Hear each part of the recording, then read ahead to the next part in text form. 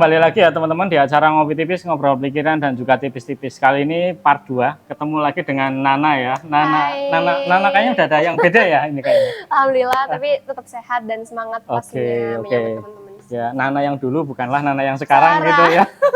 Kalau dulu kan Nana dengan perjuangan dan perencanaannya. Nah, kali ini Nana dengan hasil dari jerih payahnya di Mapres dan juga dia mengalami banyak hal ya teman-teman. Selain itu juga dia ada kegiatan di COC Ruang Guru waktu itu tuh. Nah, ada beberapa cerita yang ingin disampaikan dari Mbak Nana. Mbak Nana, ini kita ketemu lagi.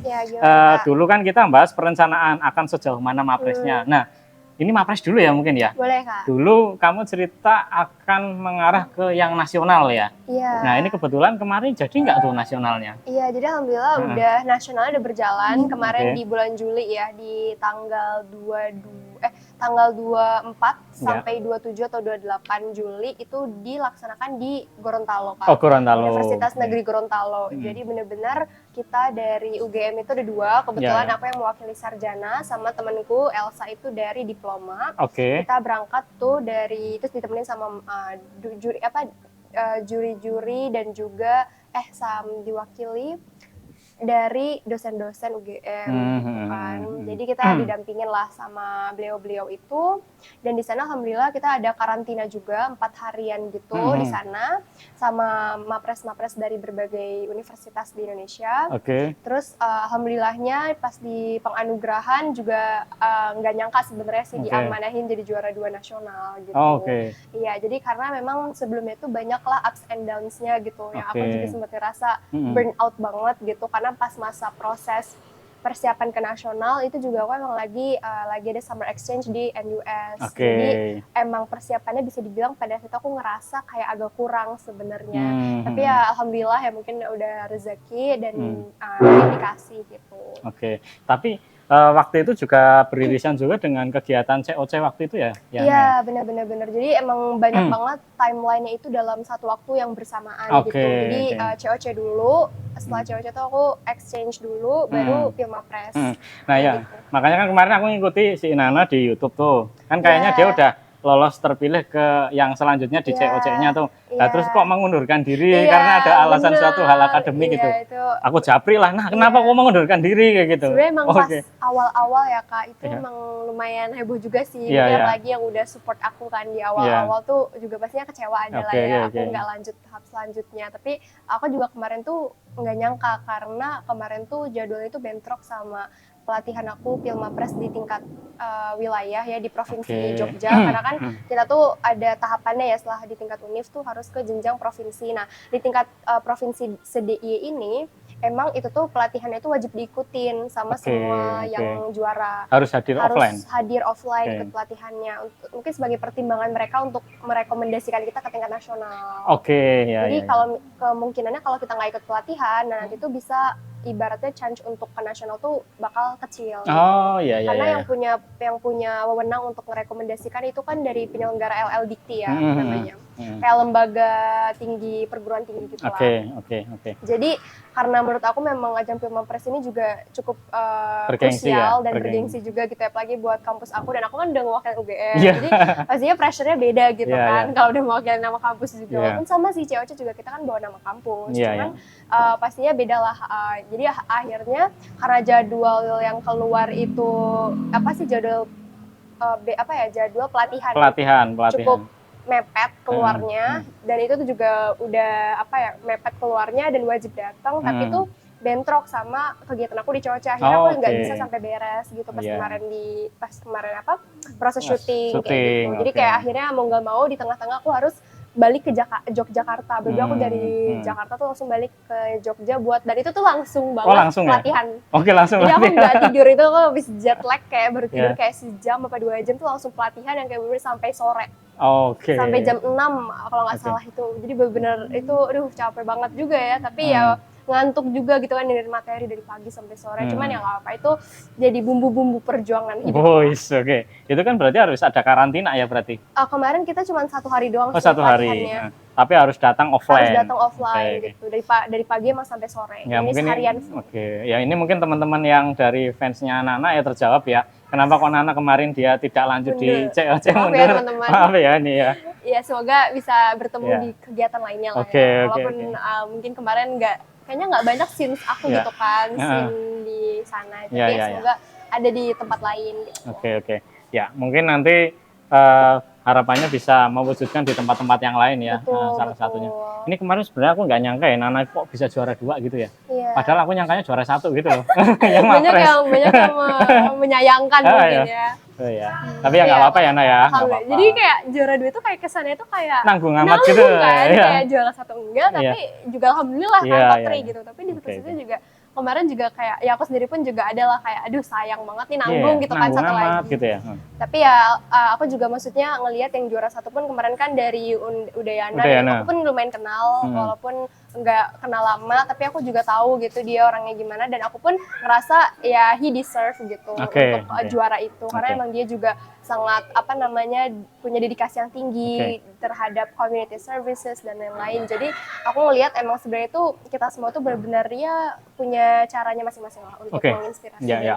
karyanya juga gitu. Nah, terus untuk yang kemarin Nana angkat di Mapres Nasional ya, itu isunya tentang apa, Nah? Jadinya? Sebenarnya aku tentang bahasnya sama sih terkait disaster management di Indonesia dan itu juga aku ngebahas isu-isu digitalisasi karena aku bahas era digital juga, revolusi-revolusi terkait upaya untuk mitigasi gempa bumi kayak gitu-gitu aku juga angkat gitu karena kan harus relevan ya sama jurusan aku karena aku di geografi lingkungan jadi aku coba angkat isu-isu yang emang cukup dekat lah sama kegeografian kayak gitu. Berarti catatannya harus relevan dengan jurusan bidangnya. Iya benar. Kalau yang Udayana kemarin temennya itu jurusan apa?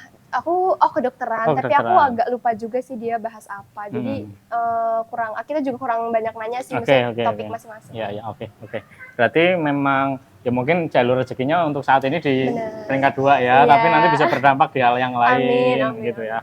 Ini nanti teman-teman jangan kecewa yo. Oke, jangan ya. Tetap ada. Nana ada untuk kalian gitu ya. Iya, kita tetap selalu ada. Wah.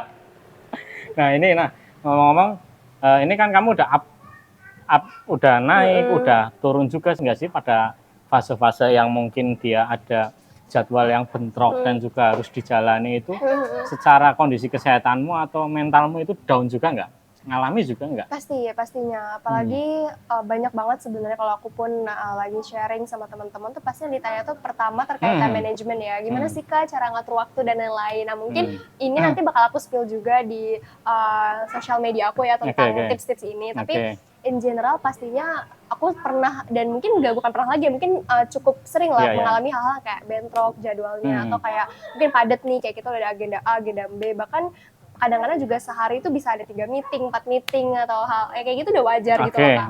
Jadi emang ya dijalanin aja. Bahkan pas kemarin aku film Mapres pun juga kan aku kan sambil summer exchange tuh. Jadi aku tuh dan itu tuh padat jadwalnya. Jadi aku tuh dari pagi sampai sore tuh aku kelas workshop, ngerjain tugas, discussion, kayak dengerin lecture sampai sore. Dan aku tuh malamnya kayak nggak sempet tidur atau istirahat dulu terus setelah kelas terus malamnya jam 7 atau jam 8 di sana kan cuma beda sejam ya sama WIB. Aku tuh langsung latihan presentasi sama coach yang emang buat ngelatih aku lah buat film Mapres. Jadi bener-bener aku tuh kayak dari pagi sampai malam tuh kayak gitu kurang lebih rutinitasnya. Sedangkan kalau aku lihat kadang-kadang teman-teman aku tuh abis kelas tuh masih bisa main-main, jalan-jalan gitu kan, keliling-keliling ke misalnya Mariana Bay lah atau apalah. Tapi aku nggak punya kesempatan itu gitu loh. Berarti manusiawi ya? Iya, jadi kadang-kadang kayak pasti ada sedihnya. Cuman ya semua pasti terbayarkan lah, alhamdulillah. Oke. Walaupun kita harus merelakan beberapa agenda yang kayaknya tuh kita juga pengen sebenarnya. Cuma kan hidup tuh kan pilihan. Pilihan. Ya, ada harga yang harus dibayar ya. Yeah, there's always a price that we have to pay. Bisa waktu, bisa energi, uang, bisa yang lain-lain, energi, tenaga dan ya termasuk mungkin di usia saya yang masih seperti ini kok saya nggak bisa hidup dengan normal gitu ya kan kayak gitu. Iya, nggak bisa jalan-jalan itu bisa, cuman bisa, kayak harus dikurangin gitu. Batasannya kok jelas ya nggak apa-apa, tapi next time mungkin semoga itu bisa menjadikan hal yang lebih baik lagi ya. Amin. Nah ini dari perjalananmu ya, ini kan ada 3 irisan ya. COC Ruang Guru, terus ada Pilmapres Nasional, sama ada juga yang tadi NUS ya kalau nggak salah ya. Nah antara area 3 itu kemarin nggak bisa untuk milih atau bisa milih. Nah kira-kira mana yang paling diprioritaskan dulu gitu? Oke, sebenarnya kalau aku bisa bilang kemarin ketika beririsan itu memang aku ngasih top prioritas aku tuh di Pilmapres ya. Karena memang kalau dari ketiga agenda atau perlombaan ini yang paling aku ngerasa pressure-nya itu paling cukup kerasa banget tuh Pilmapres. Karena pertama itu tuh emang ajang dari Puspresnas ya, Pusat Prestasi Nasional yang Kemris Tekbud Dikti, dan itu jadi acara tahunan dan itu tuh bener-bener track record UGM tahun lalu tuh di juara 1 nasional. Dan ketika aku dipilih jadi juara 1 UGM yang harus mewakili UGM gitu kan di tingkat nasional, pastinya kan pressure-nya bukan lagi harus bisa berpartisipasi, tapi kan at least bisa sebanding kan sama yang juara tahun lalu. Dan tahun lalu pun yang juara juga itu aku juga kenal orangnya gitu ya, misalnya aku cukup mengenal dia dengan baik, tapi kayak aku juga belajar kayak nggak mau menjadikan itu kayak pressure banget, akhirnya aku malah fokusnya ngejar juaranya doang gitu, nggak melupakan, misalnya malah melupakan prosesnya atau journey-nya gitu kan. Makanya aku juga berusaha untuk walaupun ya stres dikit, tapi ya harus menikmati kan prosesnya, enjoy gitu, the process dan lain-lain. Karena itu yang membuat aku juga akhirnya belajar kayak bagaimana mengambil keputusan berat di hidup aku gitu. Jadi setelah Pilmapres, yang kedua baru yang bisa dibilang NUS kali ya. NUS ini sebenarnya karena ini juga bisa dibilang salah satu wishlist aku. Sebelum aku lulus juga aku pengen ikut exchange dulu, dan kemarin tuh aku juga alhamdulillah dapat beasiswa dari Tamasek Foundation, jadi kayak fully funded gitu 100% dibayarin. Nah baru yang ketiga COC. Jadi sebenarnya kalau COC ini aku bisa bilang walaupun kayak entertainment yang benar-benar sebenarnya kayak itu hiburan kan, kayak just for fun gitu. Tapi di satu sisi aku juga pastinya bersyukur banget ikut agenda itu karena bisa dibilang itu juga berkontribusi untuk melambungkan nama aku juga kan di dunia. Engagementnya tinggi banget. Jadi bisa dibilang emang pasti itu berkontribusi besar banget lah untuk akhirnya aku bisa lebih banyak nih kayak dikenal lebih lirik gitu sama either itu sama anak-anak di tingkat SMA atau SMP. Itu SMA banyak banget loh. Adikku kan masih SMA tuh. Dia nonton loh gitu. Iya, anak-anak SMA apalagi ya kuliah itu juga pasti cukup familiar atau pernah ngedenger lah at least gitu kan. Jadi itu juga yang akhirnya nggak nyangka juga gitu ya, euforianya tuh pada saat itu segede itu. Walaupun kita tahu mungkin ini bakalan cukup besar, tapi kita nggak se-expect sebesar ini pada saat itu. Karena kita bener-bener kayak ya udah kita masuk dan kita berusaha untuk kayak ngerjain tugas atau ngerjain soal dan lain-lain. Kita nggak pernah expect kayak nanti tuh soalnya kayak gimana tuh kita nggak pernah tahu juga gitu. Jadi bener-bener on the spot kita baru tahu soalnya kayak gitu. Dan itu tuh real, emang kita tuh kalau kaget, panik, capek itu emang real tanpa dibuat-buat gitu. Dadakan berarti dadakan juga sebenarnya. Berarti kan memang pressure-nya memang sengaja dibentuk untuk dia improve gitu ya, mungkin di acara itu ya. Terus berarti itu yang aku lihat di YouTube, kamu kaget tuh kaget beneran ya? Iya, aku kaget beneran. Gitu ya. Kalau misalnya aku kayak tiba-tiba ngomong keceplosan juga, itu beneran aku tuh ngomong kayak gitu kayak Nana bisa kaget ya, perasaan biasanya guya-guyi terus ya gitu. Iya, kayak panik, itu beneran kita panik juga. Jadi memang improve ya berarti ya. Benar. Nah, itu kalau dari itu semua kan tadi kamu udah nemu prioritasnya, udah menjalani itu semua, kan sekarang udah gitu ya, udah mencapai pada titik puncak dan sudah ada hasil-hasilnya ya. Di proses perencanaanmu yang dulu di kita part 1 sekarang udah terlampaui semua ya. Dan hasilnya memuaskan. Alhamdulillah, walaupun ya masih jauh lah ya dari kata sempurna. Iya kan memuaskan. Iya bisa cukup memuaskan, terus ya disyukuri alhamdulillah gitu. Dan tidak mudah berpuas diri juga. Ya benar, tetap improve lagi dengan hal yang lain juga. Terus kemarin kayaknya udah sidang juga ya ini. Alhamdulillah lagi ngurus gua wisuda, doain lancar. Karena kemarin terakhir kan kita belum. Ya belum wisuda ya. Kan masih skripsian ya. Ini udah yudisium kan berarti? Udah. Berarti nanti wisuda di bulan besok ini ya, sebentar lagi. Nah setelah dari wisuda ini kan kayaknya udah goalsnya udah banyak banget nih sebelum lulus nih. Masih jauh sih sebenarnya. Masih banyak ada lagi ya. Masih banyak. Ada waiting listnya ada lagi masih banyak nih wishlist di bawah ini yang menunggu untuk diimplementasikan. Nah ini the next setelah kamu lepas dari lulusan UGM, kira-kira ada waiting list apa lagi yang mungkin bisa dibocorkan, Ina? Sebenarnya aku tipe orang yang nggak suka ngebocorin wishlist aku. Nggak usah dibocorin ya. Belum ya, tapi intinya in general aja. In general adalah pasti nanti aku bakalan banyak berkontribusi either di pendidikan ataupun di bidang lingkungan. Gitu. Mungkin spesifiknya kemana, kita tunggu aja nanti apa yang akan aku berikan. Tapi kamu akan langsung lanjut studi atau kamu lebih memilih experience dulu nih? Experience dulu sih. Aku bakal explore pengalaman pengalaman sama mungkin professional career dulu, nanti praktisi gitu dulu, ya. karena aku ngerasa aku butuh skillnya juga ya untuk memperdalam sebenarnya apa sih yang cocok buat aku dan lain. Nah mungkin nanti insya Allah kalau emang ada rezekinya dan emang kita juga aku ngerasa juga butuh ilmunya lagi secara teoritisnya, ya insya Allah nanti aku akan lanjut studi juga gitu, dan itu juga masih nyari-nyari jurusan yang pastinya juga benar-benar sesuai sama yang aku mau. Ya siap. Berarti lebih ke experience dulu lah ya nanti ya.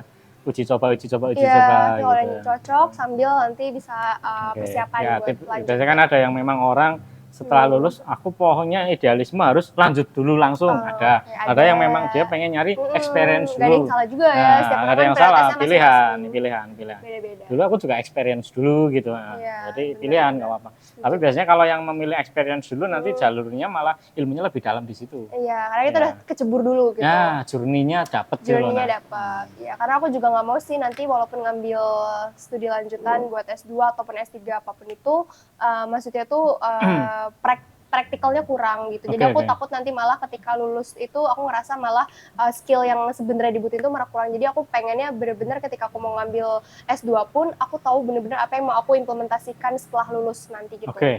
Itu sih targetnya. Jadi biar lebih matang aja kali ya preparationnya. Gitu. Ya, berarti keren banget ya ini ya. Udah amin. Lulus terus. Amin. Tapi kemungkinan untuk menitik tempatnya tidak menitik ya, langsung improve semua ya daerah mau kemana gitu. Atau setelah lulus mau target ke Jakarta atau Kalimantan atau tempat sebenarnya aku juga nggak yang kayak spesifik banget di Jakarta ya, tapi ya kalau emang rezekinya di daerah-daerah Jabodetabek area juga ya nggak apa-apa ya. Tapi aku juga kalau misalnya nanti emang ada beberapa project ya mungkin aku harus ke daerah lain di itu juga ya aku willing to learn lah pastinya. Aku jalan explore lagi. Banyak sebenarnya tempat-tempat di Indonesia juga yang aku belum explore. Kamu pengen itu ya? Siapa tahu kan nanti ada project di sana gitu. Siapa tahu sambilan juga. Sekali mendayung 3 bulan terlewati. Jadi kan jalan-jalan dapet, terus kerja dapet, explore dapet. Oke, keren sekali nih ya. Kalau untuk wilayah-wilayah itu, bisa. Istilahnya wilayah akademisnya tuh aku udah nggak banyak pertanyaan lagi sih sama Nana. Udah pasti jago gitu aja sih. Amin aja ya Allah, amin. Iya. Itu sih journey kalau di bidang akademik juga sebenarnya aku nggak pernah expect karena alhamdulillah tuh tadi aku juga baru dari fakultas dan alhamdulillah kan fakultasku tuh di geografi ada Disnatalis hari ini juga sebenarnya. Dan alhamdulillah tuh dapat penghargaan penghargaan sebagai mahasiswa penginspirasi gitu bidang akademik. Kalau aku nggak terlalu ngerasa aku tuh seinspiratif itu ya. Tapi ya mungkin karena melihat beberapa track record akhirnya dekan aku tuh kayak ngasih penghargaan itulah salah satunya. Tapi yang aku Padanang benar Padanang, dan aku sendiri pun ngerasa bahwa dulu pas aku maba tuh aku juga struggling banget itu kayak bener-bener kayak karena aku juga ngerasa ini tuh dunia baru gitu. Aku juga dari awal juga nggak yang expect aku bakal di jurusan ini dan aku juga mungkin bakalan maksudnya ada hal-hal yang akhirnya buat aku tuh sedikit kayak terkejut kayak atau shock gitu kan. Ternyata ada ya, aku harus ngerjain ini, aku harus mungkin ada laprak, ada ini dan itu tuh kadang-kadang apalagi aku corona. Karena angkatan corona 2 tahun kan. Aku tuh online. Karena aku angkatan 20, 2 tahun aku online, terus semester 5 tuh aku langsung waktu itu tuh semester 5 tuh aku magang, semester 6, 7 tuh aku kuliah blok, nah semester 8 tuh aku langsung skripsian kan. Jadi sebenarnya aku nggak banyak banget di kampus. Makanya aku kemarin juga ngerasa kayak struggling banget nih buat kenal sama mungkin kayak anak-anak seangkatan aku, mungkin kayak jurusanku, fakultasku, kadang-kadang juga aku kayak masih clueless gitu. Tapi karena aku juga kadang-kadang orangnya tuh emang eksploratif ya, aku tuh pengen mengeksplor hal baru dan pengen belajar terus. Akhirnya tuh alhamdulillahnya kayak setiap ada kesempatan tuh aku selalu berusaha untuk memanfaatkan kesempatan itu. Jadi aku nggak mau kayak lost the opportunity gitu loh. Kalau ada kesempatan tuh aku berusaha, kalau aku bisa sanggup ya aku akan ambil gitu. Jadi itu juga yang akhirnya mungkin ngebuat aku bisa ngebuka pintu-pintu lainnya di masa depan atau di masa-masa sekarang. Ibaratnya kan kayak mungkin orang mikirnya kayak mungkin tahun 2024 tuh kayak tahunnya aku gitu, karena kayak masa-masa kejadian, karena bisa dibilang kayak udah kita nanam buah tuh panennya tuh 2024 ini. Tapi ya bisa dibilang tahun-tahun sebelumnya juga banyak sebenarnya kegagalan yang mungkin ya nggak kelihatan aja gitu. Ya entah itu misalnya aku ikut lomba ini ya belum berhasil, cuma jadi finalis lah, ikut exchange juga tolak terus gitu kan. Tapi alhamdulillahnya kayak ibaratnya emang alhamdulillah kayak di waktu bersamaan tuh kayak panennya di sini. Jadi emang bisa dibilang jadi kesannya tuh kayak Nana mulu gitu kan, kayak muncul di sini gitu. Dia nggak tahu dulu prosesnya kayak apa. Ya. Strugglingnya aku sebelum ke NUS juga aku ketolak 8 kali exchange. Sebelum aku juara Pilmapres juga aku ketolak 2 kali Pilmapres di tingkat fakultas, tingkat univ. Jadi maksudnya banyak kegagalan-kegagalan yang pada akhirnya harus aku laluin dulu sampai akhirnya aku dapetin apa yang aku dapetin sekarang. Pola menangnya kan dapetnya sekarang ya, dapetnya sekarang. Jadi itu sih yang mungkin aku juga ngerasa kayak kalau teman-teman nih ngelihat kayak kayaknya enak banget ya hidupnya si X atau hidupnya si Y atau kayaknya menang terus. Nah, tapi jangan lihat kesuksesannya saat doang. Ini ya, tapi lihat belakangnya tuh udah apa aja yang dilalui, apa aja yang udah mereka lalui atau apa aja sih yang udah mereka korbankan gitu untuk mungkin kayak hal yang udah bisa dapetin sekarang. Harga yang harus dibayar itu nggak semurah itu loh. Dalam tanda arti waktu, proses, latihan, dan yang lain-lain, energi juga ya Naya. Lumayan. Kecewanya dulu pernah ya? Wah, udah nggak kayak itu. Udah nggak kayak itu ya. Udah nggak kayak itu lagi kecewanya. Ya, tapi udah jadi makanan sehari-hari ya Kak. Kayak mungkin ketolak A, ketolak B, ketolak C gitu. Jujur aku lebih banyak ketolak ikut lomba daripada ketolak sama cowok. Karena aku tipe orang yang dulu tuh kayak bener-bener kayak nggak pernah ada pikiran gitu untuk kayak misalnya kayak ya mungkin orang-orang kan mungkin zaman-zaman kuliah apa segala macam kan kayak mikirnya kayak aku pengen punya pasangan. Nah, aku tuh dulu tuh bener-bener kayak nggak los banget, bahkan nggak kepikiran gitu. Karena aku dulu emang fokusnya dulu punya cowok. Enggak kayaknya. Walaupun dia juga mungkin kayak ya akunya sendiri nggak yang terlalu fokus lah di situ gitu. Jadi bener-bener aku tuh fokusnya bener-bener kayak ya udah akademik aja. Karena aku ngerasa pengen bener-bener stand out di bidang tertentu dan aku tuh ngerasa nih jadi salah satu jembatan buat nanti aku misalnya mau ke jenjang lebih tinggi atau mungkin pengen ikut suatu hal program atau apa gitu kan. Ini ngomong-ngomong tentang cowok ya tadi. Kepancing ya. Kepancing ya. Ini kira-kira dulu ya aku penasaran ya kes kasus saja ya. Apakah mungkin dulu kesadaran Nana itu mulai terbentuk menjadi sangat struggling karena ada sebuah sakit hati tertentu gitu atau apa sebenarnya gitu? Sebenarnya sakit hati tuh ada, cuman dulu tuh bukan lebih ke sakit hati karena laki-laki atau cowok tuh bukan. Ya mungkin bisa dibilang itu bagian ya, cuman lebih daripada itu tuh dulu tuh aku pernah dibully juga. Pernah aku tuh dulu SMP. Seorang Nana kayak gini? SMP. Iya, ini lihatnya sekarang. Dulu pas SMP tuh aku pernah dibully juga. SMP? SMP. Oh, isu itu berarti teman-teman SMP aku yang pernah bully. Siapa tuh? Tolong ya, tolong inget saya. Masih inget nggak? Nggak, intinya kayak ada masa-masa pasti orang-orang tuh ada masa-masa kayak mungkin dibully, direndahin atau diremehin tuh ya itu udah dulu tuh jadi makanan. Dulu jadi makanan sehari-hari aku lah, entah itu kayak dianggap kayak nggak mampu ngelakuin sesuatu, dianggap kayak nggak capable gitu loh, kayak ya kamu mah nggak bisa lah kayak gitu-gitu loh. Dulu ada di titik-titik kayak gitu. Nah mungkin itu ya kayak gabungan antara omongan-omongan negatif orang tuh jadi aku transfer itu jadi energi positif buat aku tuh improve sebenarnya. Jadi kayak ibaratnya tuh aku selalu ingat aku selalu ingat perkataan dari Ali bin Abi Thalib bahwa balas dendam terbaik adalah menjadikan dirimu lebih baik daripada dia. That's why aku ketika aku direndahin tuh aku selalu bilang kalau aku akan buktikan kalau aku jauh lebih baik, gak cuman dari dia tapi aku lebih baik.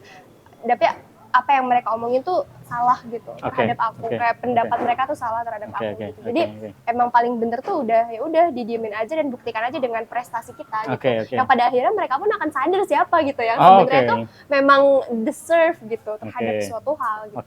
Makanya dari dulu aku sebenarnya nggak terlalu ngeladenin sih ya omongan-omongan kayak gitu. Cuman aku selalu bungkamnya dengan aku berkarya, dengan aku berprestasi atau achieve something, itu udah jadi pembuktian tersendiri lah buat mereka. Itu adalah sebuah goals tersendiri dan juga dampaknya malah gede banget ya Nak ya. Dan sebenarnya sakit hati itu juga jadi salah satu mood booster ya buat lebih semangat gitu. Jadi yang sakit hatinya yang diimprove misalnya otaknya, yang diimprove penampilannya lebih glowing gitu kan. Ini sekarang dulu nggak se-glowing ini ya kayaknya? Iya, kayak dulu butek kayak gitu. Sekarang alhamdulillah udah lebih sadar. Aduh, oke. Nah. Oh pernah dibully juga ya? Aku baru tahu loh nah gitu. Kirain dari dulu memang kamu orang yang experience terhadap prestasi terus-terusan dan menerus. Justru dulu aku dibully karena aku rajin belajar. SMP tuh aku masuk kelas di mana satu kelasnya itu orangnya itu emang agak-agak nggak terlalu suka lah atau nggak rajin belajar gitu. Intinya tuh kayak tipe-tipe yang ya kalau misalnya jam kosong itu dipakai main, dipakai apa segala macem. Kalau kan kadang jam Iya. kosong tuh ngerjain tugas atau ke perpus, baca Sangat buku. rajin ya, malah ngerasa nggak mau nyanyiin waktu aja gitu dulu. Hmm. Jadi ketika aku agak beda dari mereka, ya mereka pastinya kayak ngerasa, iya apaan sih, kayak so rajin banget atau apa. Jadi itu kayak udah jadi makanan sehari-hari aku gitu. Sampai akhirnya ya bisa dibilang kayak orang yang ngatain aku pada saat itu bisa dibilang kayak sekarang tuh kayak dia kayak bisa jadi dia nggak mendapatkan apa yang bisa aku dapatkan sekarang gitu. Atau bisa jadi dia juga nggak yang lebih baik juga gitu dari orang yang dia katain kan. Gitu. Makanya dari dulu aku juga sebenarnya nggak terlalu suka ya buat ngejudge orang atau ngatain orang karena kita nggak pernah tahu kan ke depannya besoknya akan orang itu akan jadi apa ya, gitu. Jadi ya pasti kita harus saling menghargai aja. Ya, oke. Istilahnya tahu batasan lah. Tahu batasan, bener ya guys. Gitu. Ya. Nah, aku lihat nih kamu mirip-mirip kayak apa ya? Buih dalam sebuah soda ya mungkin ya. Kan kalau misalkan buih kan biasanya Pak di bawah atau di tengah tuh. Dikocok sama keadaan misalkan. Ketika itu nanti tekannya udah tertentu, dilepas tutupnya pasti naik jebrak gitu ya. Nah, itu guys. Jadi kalau kalian mau meledak itu kalian harus dikocok dulu orang yang ngocok ya gimana tuh? Dikasih tekanan tertentu sampai akhirnya kalian meledak pada saat waktunya. Iya, naik kan terus gitu ya. Dan pastikan juga ketika memang kita meledak itu kalau bisa juga in the good way ya. Maksudnya jangan sampai kan kemarin kan maksudnya dalam tanda kutip ya kalau dunia digital juga kan kalau viral itu kan ada konteks negatif sama positif. Oh iya kan? benar. Nah itu yang aku highlight bahwa arahnya jangan sampai kita terkenal atau dikenal orang tuh karena konteks negatif. Yang misalnya kita kontroversi nah itu gitu. aku juga nggak suka. Nah itu makanya aku selalu highlight walaupun mungkin nanti aku harus dikenal sama orang tuh aku pengen in the good way, misalnya karena prestasi aku, karena karya aku gitu. Aku nggak mau dikenal karena misalnya aku ngelakuin hal yang negatif dan aku juga nggak mau gitu. Jadi ya alhamdulillahnya selama ini aku juga dikenal ya karena ya karya dan baik, prestasi hal yang positif gitu. Jadi itu juga aku syukurin sih dalam dunia yang udah digital kan sekarang serba digital. Soalnya jejak digital nggak bisa hilang nah. Bener, jejak digital tuh keras banget. Jadi ya berbijaksanalah dalam sosial media, melakukan kegiatan-kegiatan yang emang itu sangat relate dengan dunia digital. Oke, nah ini area perprestasian kayaknya pada saat ini udah mendekati happy ending ya. Amin. Nah, kan udah mau lulus sih. Iya, tapi mendekati happy ending di wilayah perkuliahan S1. Oke. Kita nggak tahu nih apakah ada nanti kan ada part-part yang lain gitu ya terkait itu. Insya Allah ditunggu aja teman-teman. Masih banyak journey-nya. Istilahnya goals yang mungkin udah tertuliskan kemarin kita di part 1 terlampaui semua. Insya Allah, alhamdulillah. Terus ini kira-kira ada pesan-kesan nggak nih untuk teman-teman untuk area perprestasian? Kamu juga dulu kan pernah cerita nih, pernah dibully. Terus kamu pernah lihat nggak nih di masa perkuliahanmu ada nggak nih temanmu yang dibully juga gitu misalkan? Itu sekarang sedang ramai soalnya. Sebenarnya benar-benar ya kalau kita ngomongin perundungan, bully kayak gitu-gitu tuh mungkin bisa dibilang secara sadar nggak sadar pasti kalian juga pernah ngerasain ya, entah itu secara verbal ataupun non verbal. Karena dulu pun aku juga di secara verbal ya lebih ke kayak omongan gitu. Apalagi gimana sih kalau cewek kan suka julidnya gitu ya, ibaratnya mulutnya gitu kan yang pedes. Tapi aku selalu berusaha menjadikan omongan-omongan negatif mereka tuh sebagai mood booster buat aku untuk aku tuh lebih menjadi ajang membuktikan gak cuma ke mereka tapi pembuktian diri ke aku sendiri gitu.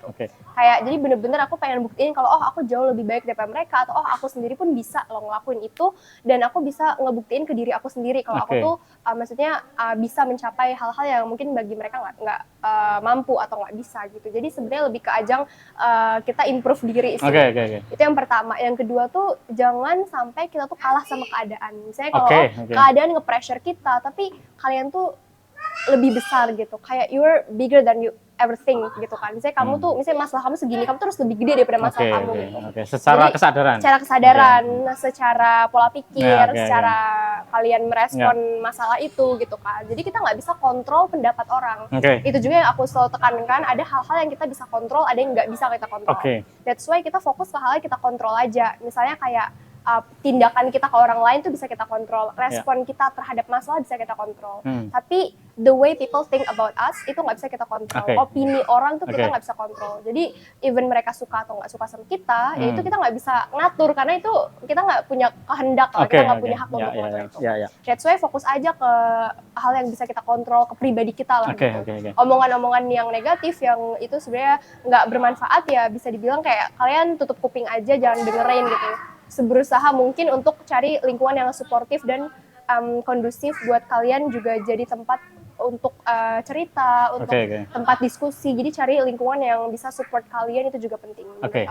Berarti memang kalau kita pelajari kan bagi kasus bullying ya, mungkin orang yang membuli itu dia mempunyai limitasi pemahaman mereka sendiri dan mereka lebih suka judgement ya. Judgement. Yang kedua dari bagi si korban untuk bullying lebih baik mungkin mereka buat dari perkataan itu menjadikan dirinya itu lebih ke transformasi diri ke arah yang value ya, atau nilai dirinya menjadi lebih tinggi ya. Nah, mungkin salah satunya dengan prestasi, karya. Dan mereka jangan sampai kalah dengan keadaan itu. Mereka harus improve terus di situ ya. Oke. Berarti mungkin dari kita di acara Ngopi Tipis kali ini sampai segini dulu ya teman-teman. Kita ketemu lagi di part selanjutnya.